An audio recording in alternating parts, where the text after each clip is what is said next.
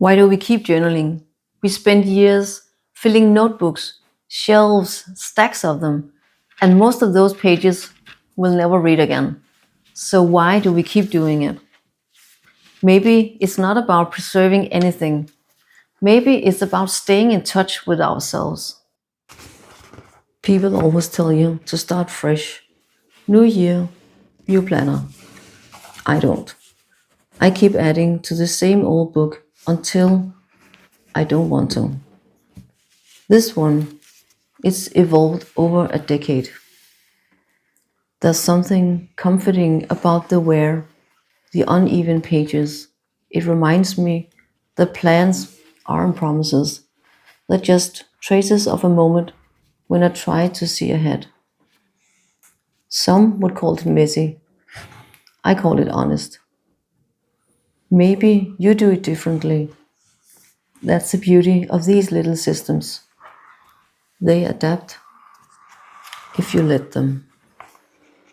Some years I barely wrote at all. Whole weeks just blank. But those empty spaces say as much as what's written. They show the rhythm of real life, not steady, but honest.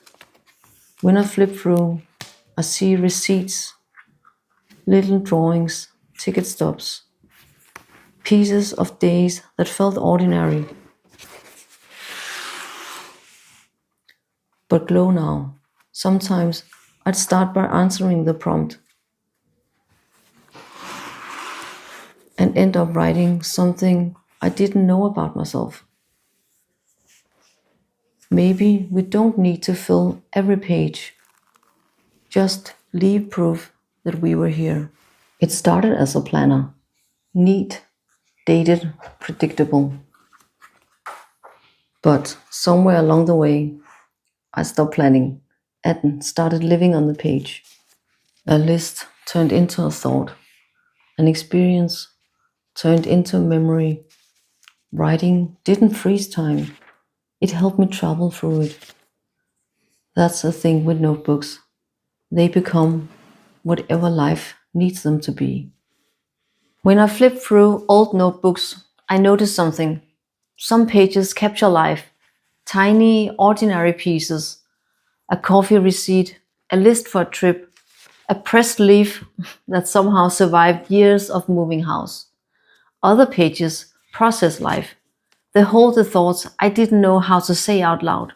Questions, sketches, moments of clarity that appeared between shopping lists. And maybe that's a real magic, that the same notebook can hold both. It doesn't ask whether it's practical or emotional. It just keeps whatever I hand to it. Do our notebooks remember the things we forget? Yes, but more importantly, they also hold how we used to be, all the small ways we once saw the world. Some pages make me laugh because I can see exactly where I spilled coffee or scribbled too fast. Others stop me because I can almost feel the moment I wrote them. What song was playing, what kind of day it was. Those marks remind me that memory isn't only written in words, but in gestures and pauses too. Some seasons I want order, headings, dates, neat boxes. Other times I want everything to spill over, paint, glue, handwriting that tilts across the page. It used to frustrate me. I thought consistency meant success. Now I see it differently. That rhythm, tightening and loosening, is how life moves. When life feels uncertain, I plan more. When it feels heavy, I draw or paste or write nonsense until it makes sense again. And when I stop journaling for a while, I always find my way back. Because without it, something inside me goes quiet and a little colorless. If no one ever reads these pages, does that make them more honest? Maybe that's why they matter so much. Sometimes I ask myself why I still cut and glue and tape when a phone could do it faster. But there's something in the slowness, the scissors, the paper, the glue, that makes memories settle in deeper. I like how documenting lets me relive it while I'm doing it. Maybe that's why I keep doing it. Putting those pieces down feels like stitching time back together. Some pages in here are heavy. I've written about things I wish I hadn't lived through, and yet when I finish, I feel lighter, even though nothing outside has changed. Every time I try to force a rhythm, it breaks. So instead of fighting it, I follow it. Some weeks, the pages fill fast. Other times, the notebook just waits, and that's okay. It's part of the conversation too.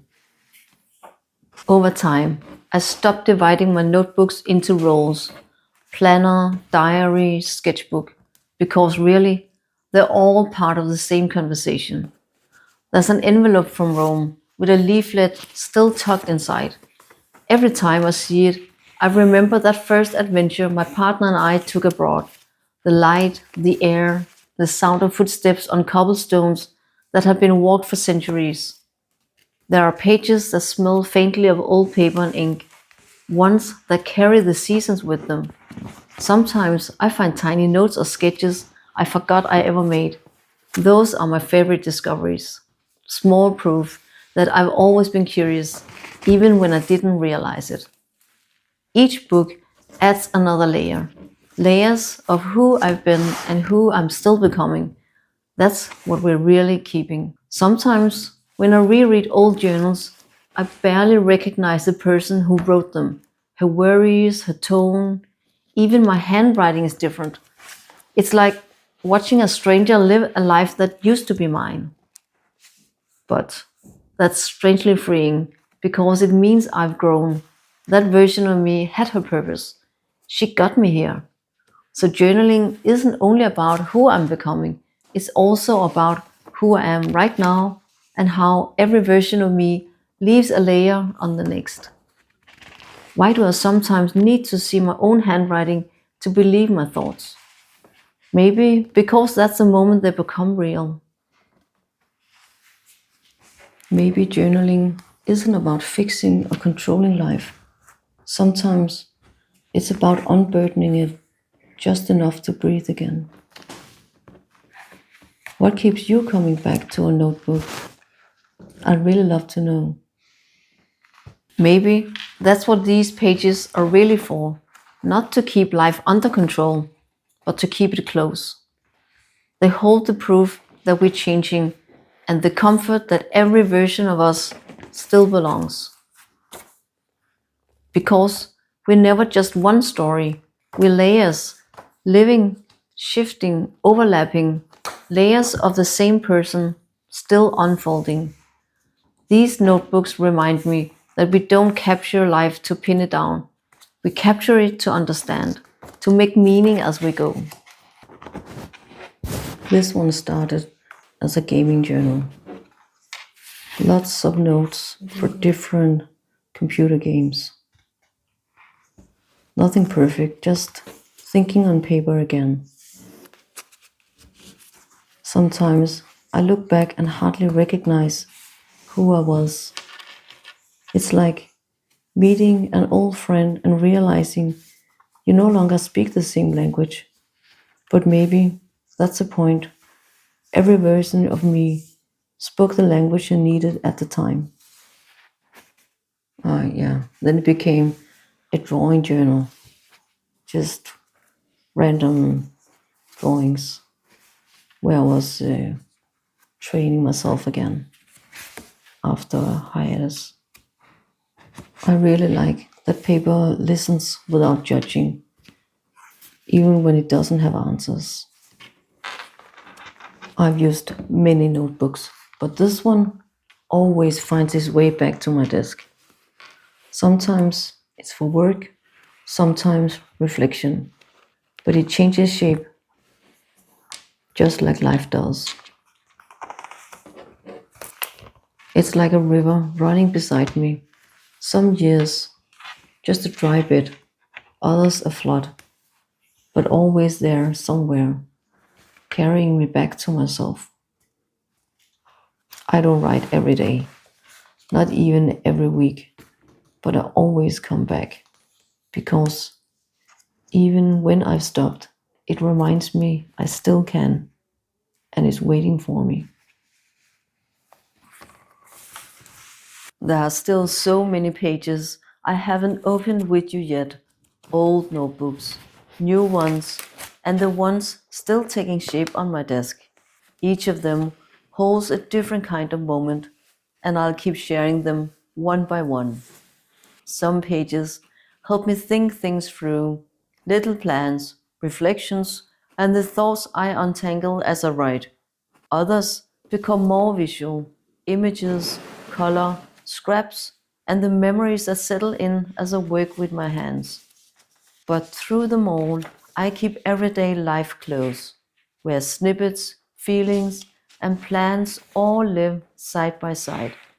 I'll keep sharing them with you, each one opening a new door, another way to keep life on paper. And when you want something quieter, there's a space for that too.